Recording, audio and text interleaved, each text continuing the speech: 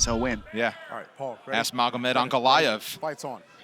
Paul Craig threw up the submission win, 459 around 3 against the light heavyweight contender.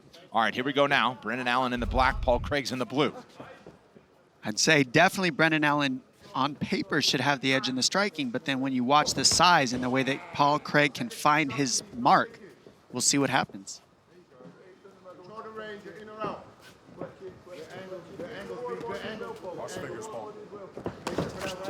Ooh, stiff right hand from Allen, gets through.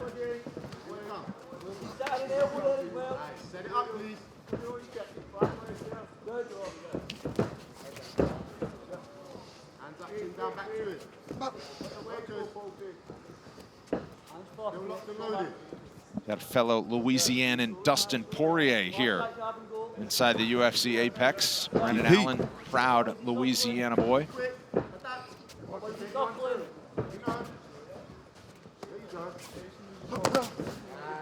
Allen dips to the body.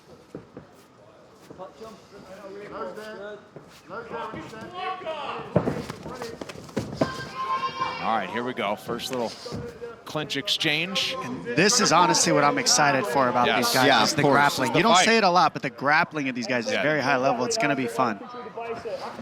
Craig dips first.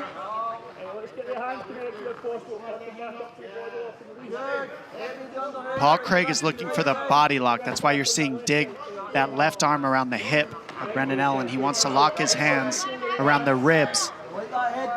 Brendan Allen feels that, and he's trying to stop his hands from locking. Coming up next, don't miss a recap of all the action from Las Vegas. The UFC post-show is here on ESPN+. Alan Jouban and Anthony Smith are here with Karen Bryant. They'll break it down. Megan O'Leary with big winners interviews. That's all on E+. Paul's got to be careful turning his back to Brendan Allen.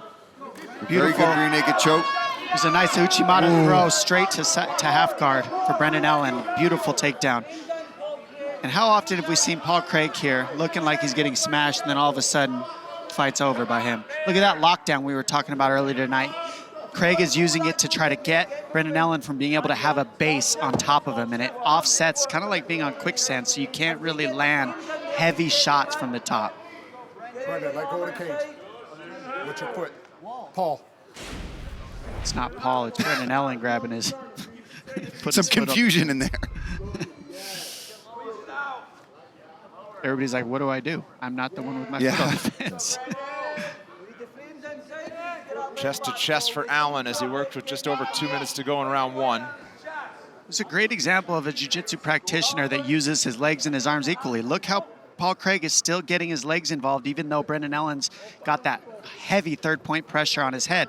Everything's got to be involved, and that's why Paul Craig's so hard to hold down, because he's using legs, arms equally at the same time. Now, Brendan Allen's ahead in the position right now and doing no damage, but these are the little things that help Paul Craig stay alive on the bottom so long. Yeah, and he's controlling that left arm, or he was momentarily there. Allen just got it free.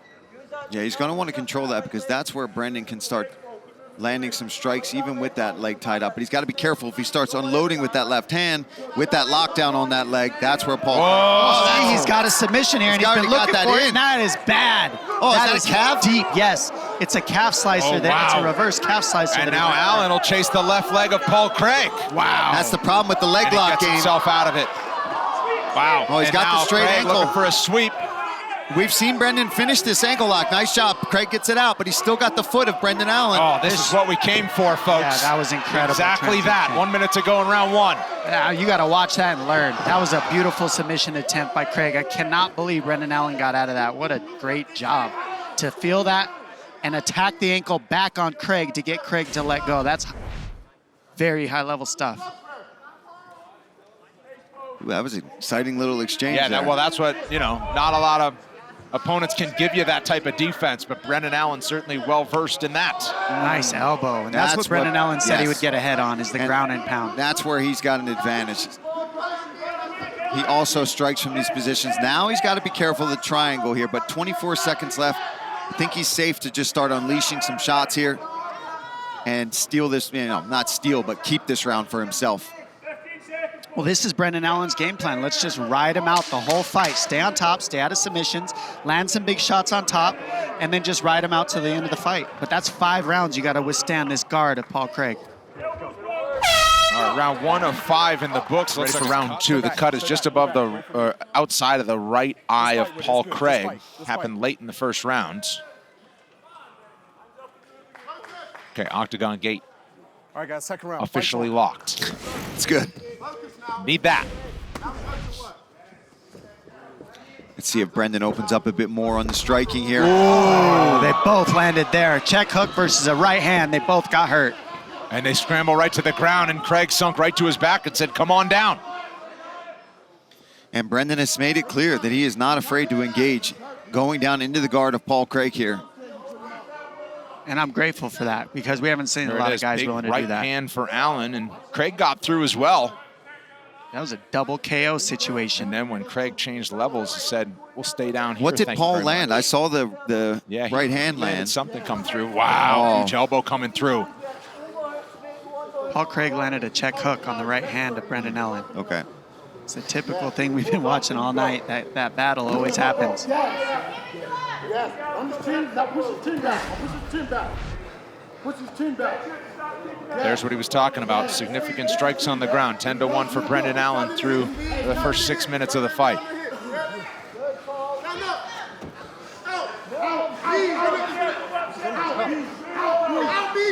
I mean, we talked to Craig in the meeting. He said, I'm perfectly okay with spending 25 minutes on my back.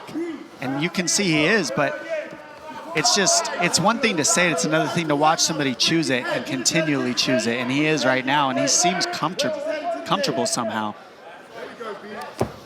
Yeah, but right now, Brendan Allen's all over him. Yeah, he's mounting him. He's threatening his own submissions. Yep, now he's got the hand fight on him, and pulling that left arm in a... Call that a gift wrap. Look at that arm triangle. That was nice. Craig trying to roll to his hip and get out of it. It's that lockdown that's stopping him from being able to finish that choke. Those are the little things that keep Paul Craig out of trouble. That lockdown, that's how you use it to stop people from being offensive in the top, stop people from being able to elbow you and punch you. Now, Brendan Allen's controlling the top, but it's so much harder to get the finish or do the damage with Paul Craig doing those little annoying things like that, breaking your base. Good elbows here from the top again. Brendan Allen just continuing to do damage. Yeah, he could do this all night, and it's not hard for him either. He's taking the path of least resistance, Brendan Allen, here in these positions, and he's looking very strong in every position.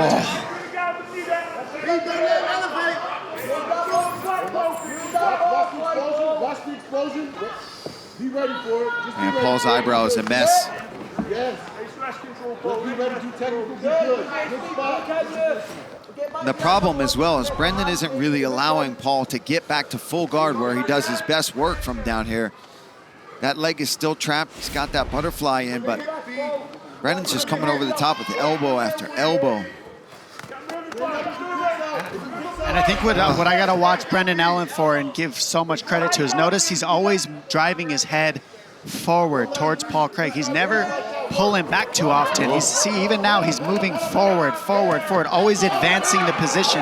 And this is what's keeping him out of trouble against Paul Craig. If he starts falling back, all the submissions start to get set up. Paul Craig sits up, but that forward motion, the grinding him forward, that's so key for Brendan Allen, and it's very sharp to watch. Under 90 to go. The cut's getting bad over the right eye of Craig. Yeah, it's no good. It's no good. It's not good for Paul Craig.